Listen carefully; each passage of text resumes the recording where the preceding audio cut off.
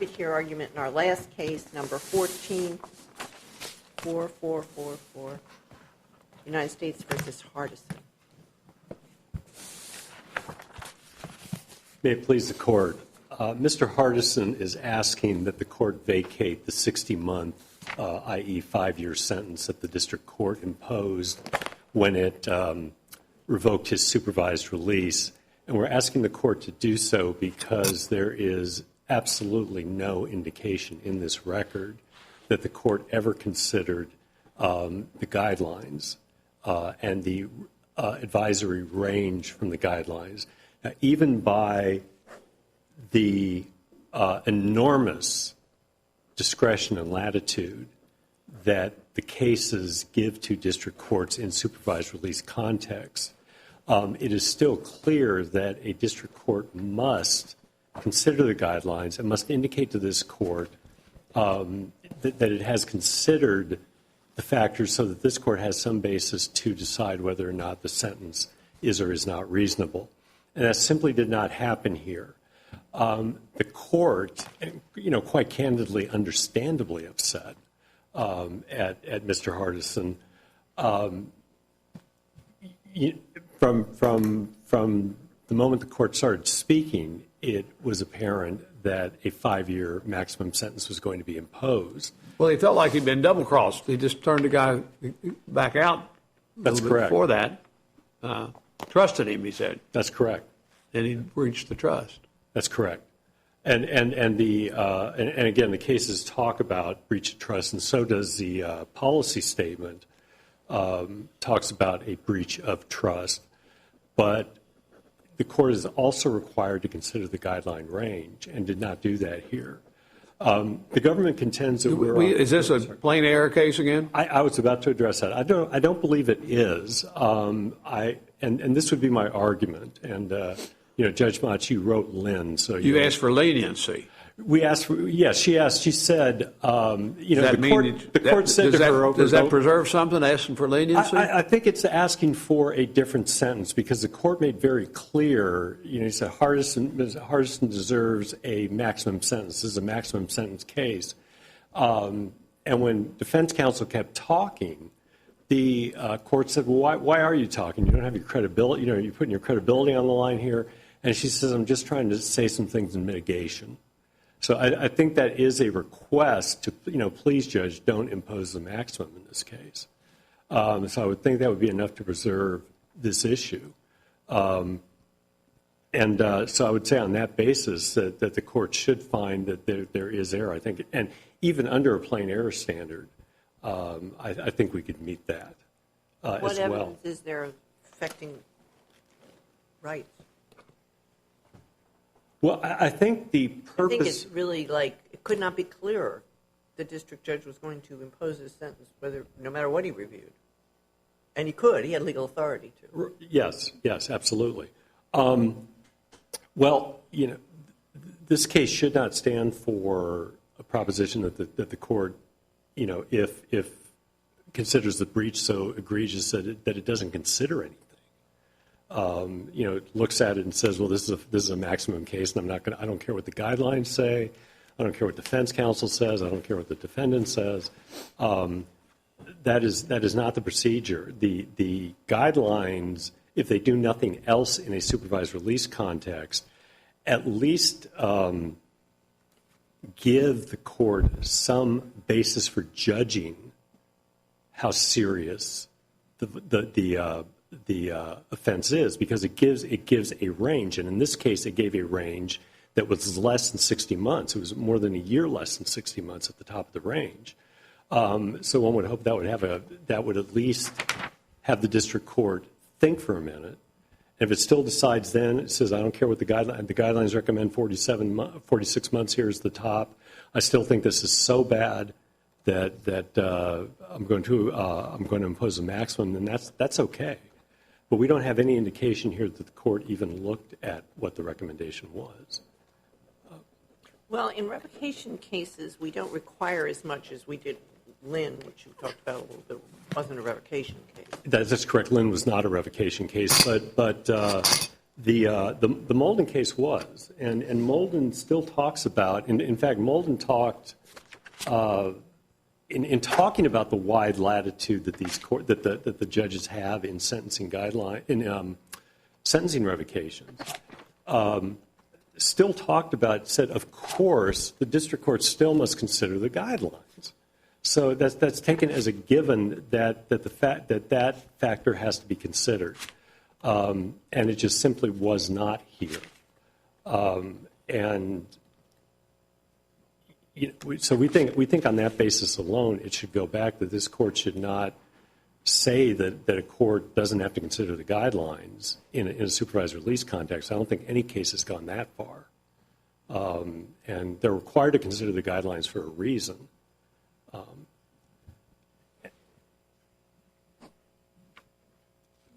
I think we understand your argument. Okay, I think you do. Okay, thank you very much. Use more time. Thank you. Mr. Rubin?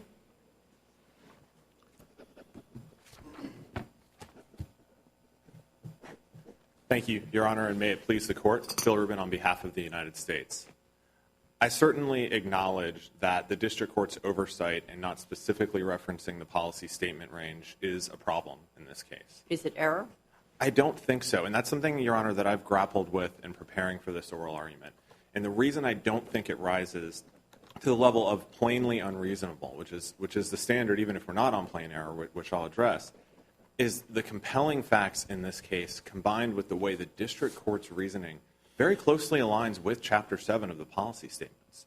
And it's true. There's no question we acknowledge the district court didn't cite Chapter 7. But Chapter 7 as a whole is more than just the table. The Chapter 7 includes the entire philosophy of sentencing revocation offenses. And what it says is the primary focus should be to punish the breach of trust.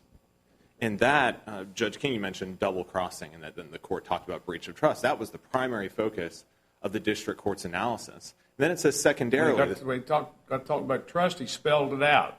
Trust. He did, and several times, Your Honor, he cited to this breach of trust being so outrageous, and it was. Why doesn't saying that they want leniency to take care of it, to make it something else besides plain error? That certainly means less than the 5 years.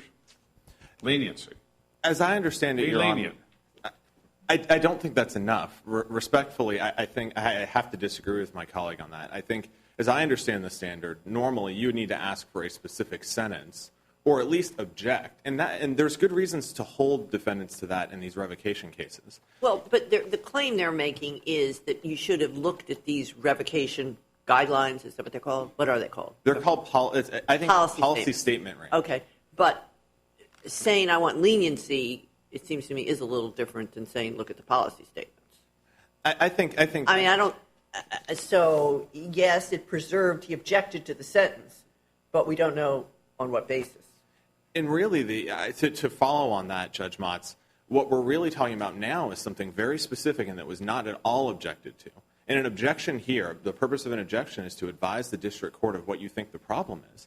And an objection here could have really made a difference. The Davis case, this court. So what should the objection have been? Not give me leniency, but? I think either objecting to it or requesting a specific sentence or saying, Your Honor, this is above the policy statement range, and we don't think that you should do that. Does the government have an obligation to help out? I think the government should help out, Judge King. I wouldn't go so far as to say the government has an obligation, because usually the party that is aggrieved is the one that has the burden on pain of plain error review. But you all have an obligation to get the record straight so you won't have to come up here and argue plain error. And I wish we would. Why don't we just try to get it right so we don't have to do it twice? I mean, we seem to get a lot of plain error. We really get a lot of cases from you like all. this morning, two out of the four cases. And Your Honor, I think that would be the proper practice, and that's something that we've already talked about in preparing for this case, is something to advise our prosecutors. All of your officers of the court, let's try to get it right. I mean, I don't know. That's kind of an easy answer, it seems to me, for you all. I absolutely. The only thing I wouldn't go so far as to say that it is an obligation, because it's generally the party aggrieved that has the obligation. It is generally the party aggrieved, but the criminal case is different. The government has a special obligation in the criminal cases to get things done right.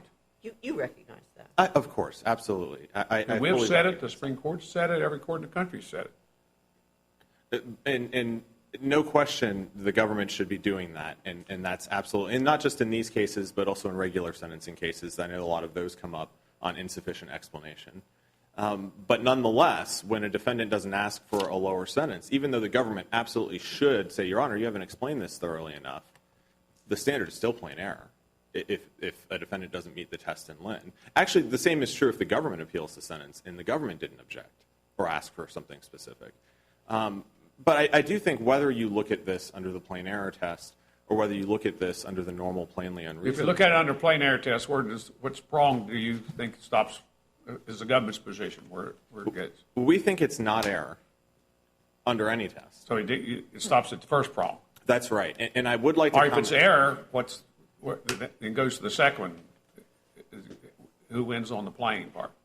I think, and it's difficult to say, but if the court decides it's error because it's basically per se error not to have cited the policy statement range, I suspect you would probably say that was plain because you would be saying that was contrary to law. Then what do you do with the third prong? Then I think that's where it ends in that sense, Your So Honor. you think you'd win on the third prong anyway, and it wouldn't Absolutely. go back? Absolutely. I think we would win on the third prong. Because he said because it was clear that he was going to give him. That's right, Your Honor. Max, I because agree of breach of completely trust. with Judge Moss's statement that it could not be clearer that this district court intended to give the maximum. And I think in doing so, and the reason we think it's not error is that the court was implicitly rejecting any policy statement range. But even if you reach the substantial error prong, the court's statements, and this is what he said. He's going back and forth with defense counsel. He said he had a serious sentence that he did, and now he's been back twice on revocation. And I mean, I know you're doing your job, but how can you have any credibility about being lenient with him? He should get the maximum punishment.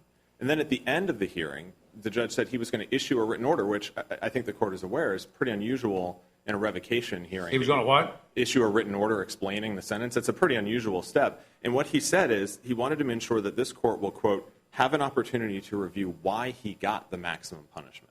The court then goes on to issue a 2-page order explaining its reasonings and talking about exactly the two things the Chapter 7 policy statements call for courts to look at, which is primarily sanctioning the breach of trust, which here was egregious. The district court had given him a second chance at a second chance, and 4 months later he's caught on extremely serious criminal conduct. And then secondarily to punish the extent of the conduct. And this conduct was serious in a number of significant ways, all of which were identified by the district court. You all could have just indicted him again, I guess. He could have been. And then he got a whole bunch more time.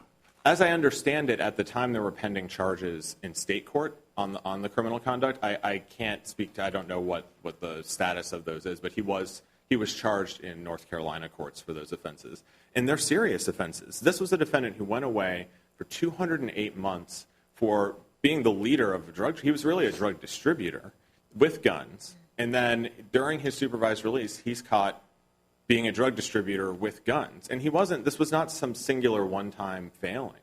This was a defendant who the police had started investigating narcotics activity. They didn't even know about him.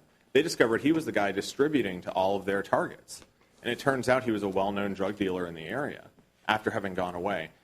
That serious criminal conduct, combined with twice breaching supervised release and breaching the court's trust in a significant way, both of which are what the Chapter 7 policy statements call for, the district court said, look, I'm giving you the maximum. You deserve the maximum punishment. So first, we think that is consideration of the Chapter 7 policy statements as a whole.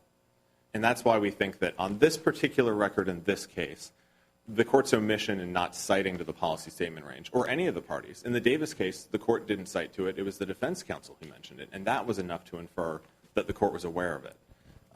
The fact that no party did that, we don't think that renders the entire sentence. Well, he not only didn't cite those guidelines, he cites 3553. He does cite 3553, Your Honor, yes, and he cites two of the factors. Do I take your question to say that indicates he didn't consider Chapter 7? Or? Well, he seemed to think 3553 applied, not the guidelines, right? I would disagree. I don't think he said. I acknowledge he did not cite Chapter 7, but Chapter 7. And then he did cite 3553. He did, and I think courts are more used to citing 3553 by the numbers. So it looks to me like he wasn't thinking about these so much being the revocation and having separate considerations. I recognize what the court is saying. I can't go that far to agree with that, because if you read all of Chapter 7, and it's really easy to focus on the table, the policy statement range. It's really easy to focus on that as if that is all of Chapter 7. Chapter 7 is about 9 pages long that isn't the table. And what it talks about is the philosophy of how to sentence revocation. And it says, first, look at breach of trust, and second, look at the severity of the criminal conduct. And if you look then at the district court's reasoning, it follows that to the letter. That is He looked at both of those.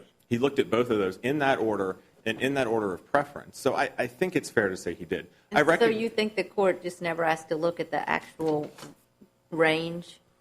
I don't think so. I don't think that, Your Honor. I think that in some cases you might say that the failure to cite the range on the facts of that case shows the court didn't properly consider Chapter 7. I think on the facts of this case. You think he should cite? I absolutely think he should, and we acknowledge Okay. that. Well, I misunderstood your answer to Judge Thacker. And I apologize if I misspoke. I think in some cases you may find that the failure to cite to the policy statement range is enough that you're going to say that's error. I think in this case, when you have such a comprehensive record, when you have such egregious conduct, both in the breach of trust and the severity, and I would like to touch on that very quickly, is the severity of this conduct. The policy statement table assumes that you've had one violation. If you have multiple ones, it says just take the worst one. Well, this defendant had what I believe would be 4 grade A violations, and the policy statement range would punish that as if he had done only one. He had breached a supervised release twice, and the policy statement range would bear absolutely no relationship to that. And there's reasons. It's a policy statement. The guidelines for criminal sentencing are far more exacting. A policy statement is meant to be broader, and that's what we have here. In all, he received 14 months above the top end of the range in light of all of those things. The district court, I think, could not have been clearer that it believed the appropriate sentence, the one that was sufficient but not greater than necessary, was the maximum sentence. And therefore, if you remand this, I think there's every reason to believe we'll get exactly the same sentence. And that is the test. Whether we're under plain error or harmless error, the court would be looking at whether you expect that the sentence, whether you have fair assurance that the sentence would be the same on remand. We think you do have that fair assurance, and therefore we think whether you consider it error or whether you reach the not error or whether you reach the substantial rights prong, that you should affirm this sentence. I'll take any other questions. If not, I'll yield back. You weren't present at the sentencing, correct? I was not, Your Honor. Were you in the office then? I did work at the office, yes, Your Honor. Oh, no, actually, no. Let me just verify the date of the sentencing. I did not work at the office. I started 2 weeks later. Thank you very much. Thank you.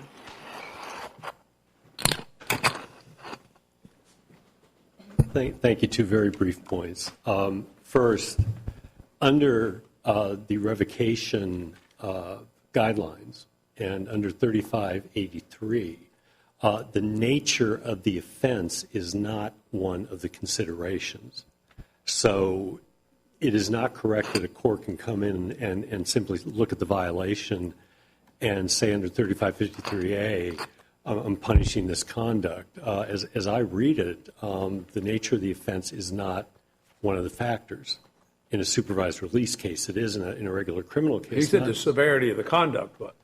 I'm sorry? He said the severity of the conduct. I don't see how that's different from the Well, I nature don't of the either, offense. but that's what he called it. That's what he called it. Yeah.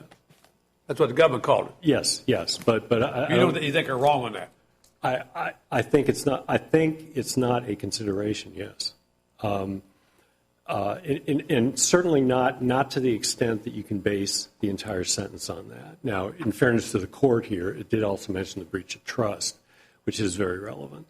The only other thing I wanted to point out was if you look at the written order, it does not mention the guidelines either. So What I just said to him. Yeah, In fact, yes.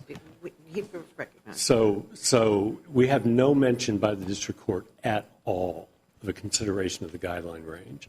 And I would ask the court, therefore, not to sanction, not to affirm its sentence where there's no indication that the guidelines are looked at. The best you get here is a remand for resentence. That's correct, right? Your Honor. That's correct. And do we really think the district court will do anything else?